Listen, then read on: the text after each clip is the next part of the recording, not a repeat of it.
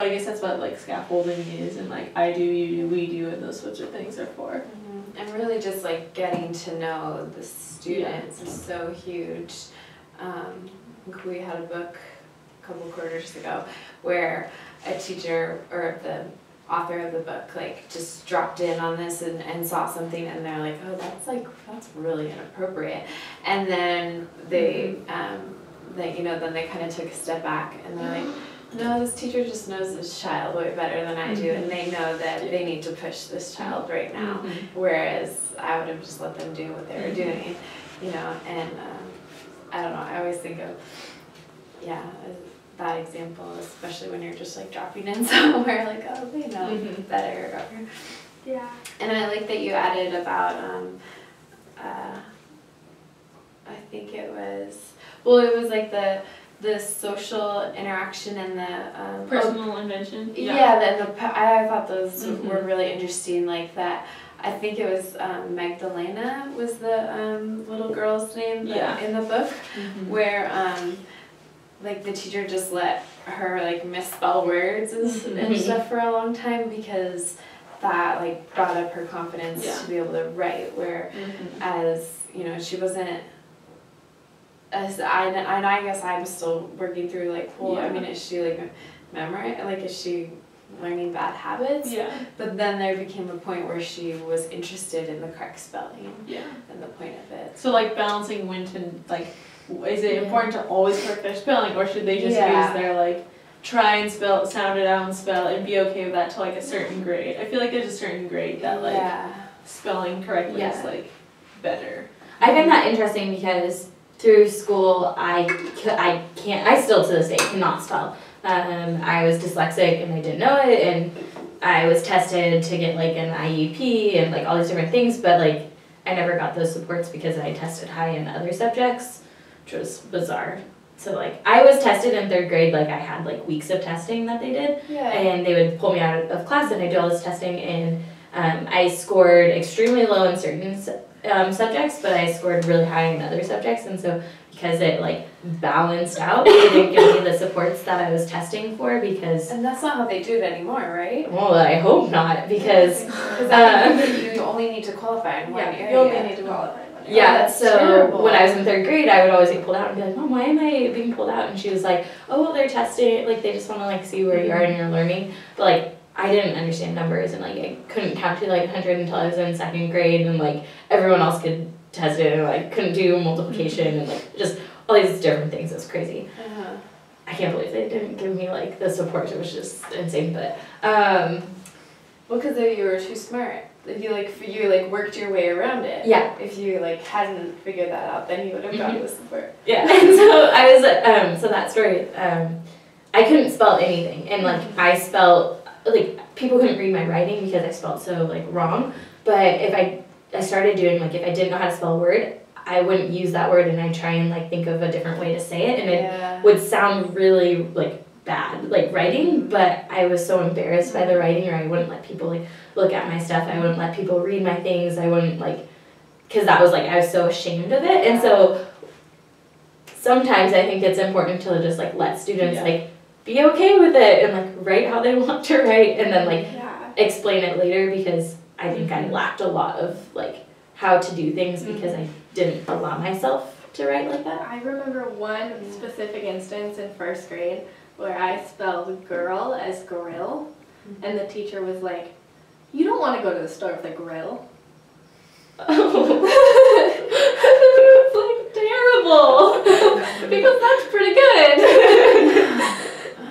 Yeah, I know those things stick with I still don't really have confidence in spelling. I spelled enough wrong one time, like in middle school, and my teacher made like explicit fun of my writing. They were like, that is the most ridiculous way I've ever seen enough spelled, like blah blah blah blah blah, and it was like up on the board for everyone to see, and I was sitting there and I was like, I am so embarrassed, and so after that, like I just didn't write. Because and especially never. That's so embarrassing. Use avoidance. It's so very embarrassing. It's horrible. Moral of the story: I have language as action in one of my, the other article we read, language as the Common Core state standards. Yeah. And language as action is allowing kids to go through those mistakes as long as they're acting with their language to communicate. And like if they communicate effectively, whether orally or written, then the teacher should praise them. Yeah. And then bump their confidence up until they're ready to work on the next level. Yeah. And like in our math classes that we're taking, like 3, 1, 2, and 3, like we learn through like making mistakes and then like, oh, how would we actually go about doing this? I think that's like really, mistakes aren't an embarrassment, it's like an opportunity to learn, is what we always say. and we really need to like instill that like in our students also. Yeah, for sure. Okay, it also says what are the important or what's the difference between competence and performance? And so competence is like, they don't really relate. Competence is knowing something, and performance is like being able to show that you know something. And so sometimes like if a student, like I was just thinking of, if an EL student like understands what is being asked but isn't sure like how to respond to it, like that would be an example of they understand it and they're competent in it, but their performance may not be equal, like as good as how they understand it because they don't know how to respond to something.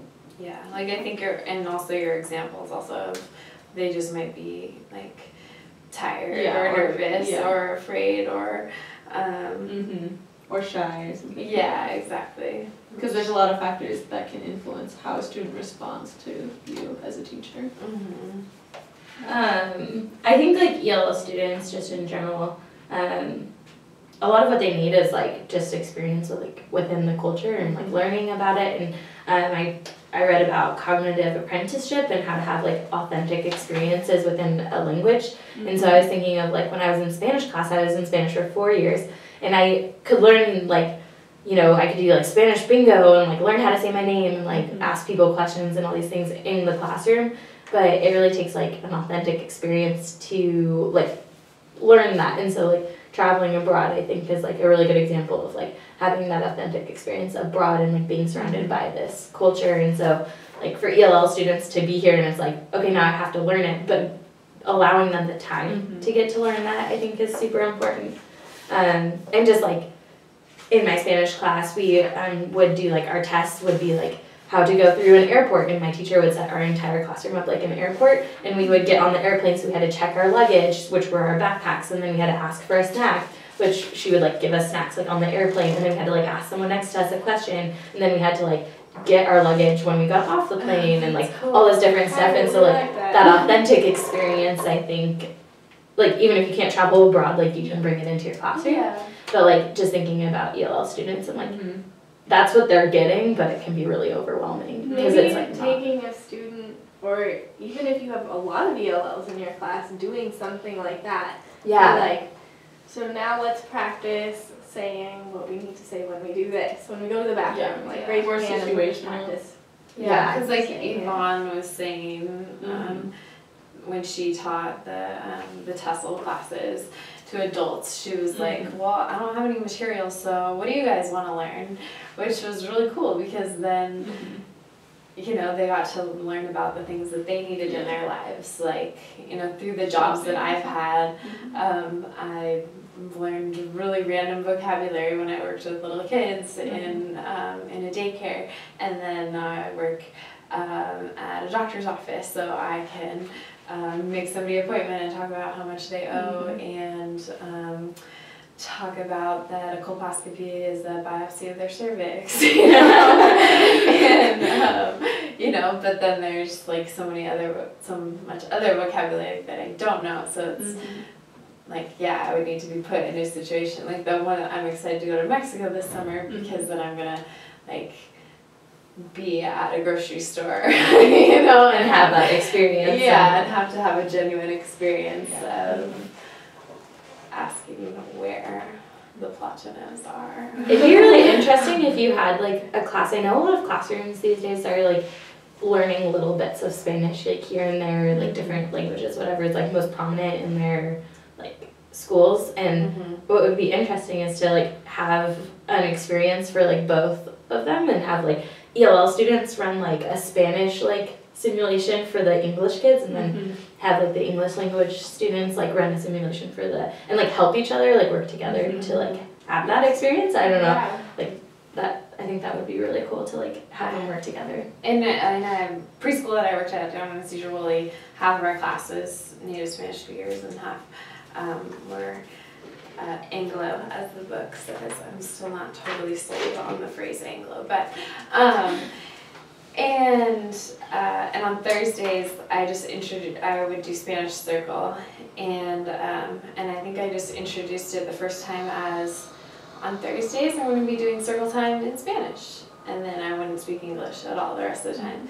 And so it was a really cool opportunity to see the Spanish speaking kids being the leaders. Like I would give a direction and all the Spanish speaking kids would stand up, and so then the other kids are like, okay, I guess that means stand up. Oh, that's cool. You know, and so it was like a complete switch for them where the first few weeks I had the Spanish speaking kids be the leaders because they knew what I was saying, and then I started having the other students be leaders once they like got the routine down, and yeah, so it was really cool to see the Spanish speaking kids who were ELLs be leaders to their other friends. So.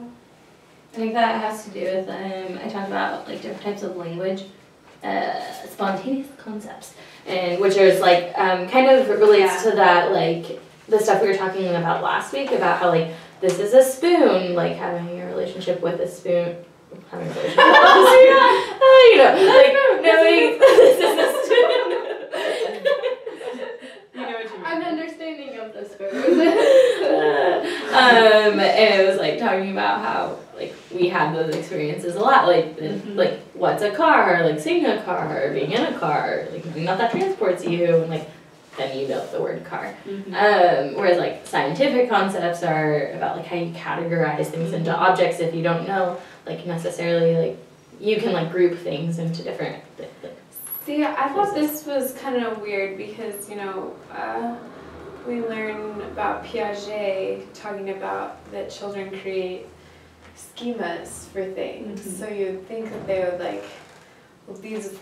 they would put all the cars together because these are all the things that take you places, you know? So for like transportation, because it talked about like transportation. Yeah. And then, but there's like all these different things that I think, because it said like, it was talking about transportation, but then it talked about like all the different types of things that can like take you places. So like a boat and a car and a this and that, and like what is transportation? Well, all of these things have to do with transportation because they get you from one place to another.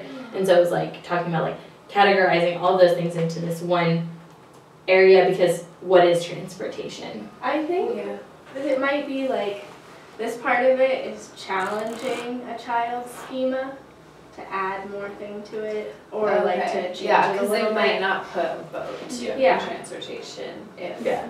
And then it's also cultural, like if they have never been on a boat, then they're not gonna know that a boat takes you places. Or was it this that we were reading about where they had the people, the educated people and like the less educated people, put them in a room together. I would use those tools to cut down the tree. Or like I would really use the bullet to put in the weapon to then shoot the bird to then like open the bird up and cook it. And it was like, but if you had like gone through the education system, like you're more like attuned to like how to group things, and so you like this one doesn't belong because And I was kind of questioning that. I'm like, well, is that, I mean, that's such a cultural thing. Like, is that really that useful of a skill? Like, I don't really think it is. Yeah, to like classify something as a tool, whereas you can classify that something with all those things help you go with together. dinner. I thought that was more impressive when I was reading it. I was like, oh, that's way more impressive. I know, right? Because we're taught. I mean, it's really just a skill that we're taught. I mean, children develop it, but then it's so reinforced in school that these things are a group. But is it really that important? I don't know. Yeah. It has been 48 minutes. Oh, okay. Well, should we move on to the next article yeah. and just talk about it? Oh yeah, we can go into, because have we talked about the Common Core or No. Yeah. A little bit. Yeah. I talked about my part of the Common Oh yeah. I mean, we're not supposed to just like read. We've like read the things on here, so I guess it's like more like talking about it. I talked about Spanish class. And, Oh yeah, like what you said about like how they talked about, you can say, "Can I have a latte?" or "A latte, please?" Yeah. Or, you know, and when is the right one? Because because other cultures might, like, I don't know, in Spanish, do I always say like, "Puedo tener un café?" And they'd be like, "Yeah, of course you can have a latte. Like, you're at a restaurant. That's what I'm supposed to do." Like, you know, you know, in English we would say like, "Can I have this?" You know, where it's not a socially acceptable answer for the waiter to be like, "No, you can't actually have." You know, we're not expecting you to know. So yeah, in English, like. I did think that was interesting because like I don't really think about all the different ways that you could say like, "Can I have a latte?" Like, Yeah. I want a latte. Give me a latte, please. Like. Yeah. Do you have lattes? You know, like I don't know what Yeah, it's like. yeah. Okay, there's so many different ways to say this. Yeah. But it was like talking more about like fluency and how does like which one do you use to like make yourself more fluent, and like can you use this and be fluent at the same time? Well, then it's okay because it means the same thing. And I don't know. My brother and I were at a Mexican restaurant, and I, you know, took 4 years of Spanish in high school, and he took a couple years, but just didn't do his homework. But he's traveled a lot. He's been to Spain and Central and South America, and lived in Mexico, and so I have book Spanish and I have Spain Spanish, but he has like actual Spanish, and so we're like. Our server or our busser, we could tell didn't really speak English very well, and so we were talking about like, oh well, like we need more napkins, and so I was gonna be like, oh, necesitamos más servilletas, por favor, and my brother, or I don't know what it was, or more water, and my brother's just like, otra, like I don't know, Like one word. yeah, just get like that all another across, one. yeah. So I guess it wasn't napkins that we needed, but yeah, he was just like, no, just say like otra. Like we need another one. You don't need to say a full sentence. Yeah, that's funny. Yeah, and I think they said that too when they were in Venezuela, how you can say like epa to your friends to get their attention, but you never say that to a teacher. Yeah. You know, and I've had to ask friends too, like in Spanish, to say like mande, and for like what was that, you know, like Monday, and I had to ask somebody like, you know, I hear people saying that to their children, I hear people saying that to their spouses, like I never got taught that in school. Would that be rude if I said that to like a patient, or if I said that to an adult, or like to a professor? And they said it wouldn't be rude, but I'm still not quite sure. I never like, I don't know, I feel like I didn't learn it in school. Yeah. Um, And I learned in Panama when I was there that if you don't understand something, like in school, you would ask like, what? Okay? But you say, como? Oh, okay. How? They told you K? Yeah. Oh, okay. See, I learned como. I learned that you say, like, if you don't understand something, you say como. Yeah. And, but then being around, like, you know, mostly Mexican, Spanish-speaking people, they say mande. Instead, they don't say como. They say mande. You know, so I thought that was interesting. Yeah. So my Common Core just like basically talked about how important it is, like, if students don't understand language in the Common Core, then they're not going to be able to do what it's asking. And so, like, as a teacher, you have a large responsibility to make sure that the students understand what it's saying so that they can do it. And, like, I never realized, like, even math standards, like, involve a lot of language because you have to explain things and, like, talk about how to, like, multiply or something and, like, be able to express it with your words. And, like, that's a kind of academic language that students don't necessarily build, like, very quickly. It takes a while for them to, like, build academic language. And for sure. It's, like, hard because I feel like having language being all across the standards is a good thing, because then the students are it's being integrated into all the subjects so that they can practice it in all the subjects. Yeah. But then again, it puts them at such a deficit Yeah. if in their native language they could do algebra, but in English they can't. Mm-hmm. But And for like testing too. yeah, exactly. Yeah. So I guess I think the problem is probably just testing and the assessment that's used. Like somebody was saying that, like if we could, you know, let a student draw a picture instead. Oh, I think I've seen that. Like assess them in their own language because that could determine like how competent they are, not necessarily like their performance. Yeah. And I said draw a picture. Yeah. Like that's how they want to get the message across. Yeah. Draw a picture, act it out. Yeah. Total communication. Mm-hmm. Yeah. Because in my Spanish class in high school we did a lot of skits too. Right. And I think at the time I hated them because I'm not a drama person, but you know, it made it much more interactive, you know. We did a lot of movies. Worksheets. Like, go home, like, create a script, and then act, like, make a movie, and then we would have, like, a movie day where we would show our movies in front of the class. Mm-hmm. But to show, yeah, there's different ways to show your understanding, I think, than just, like, writing it out. Yeah, for sure. Okay. Yeah. You good? I think so. Alright. Okay. Thank you for watching. See you next week.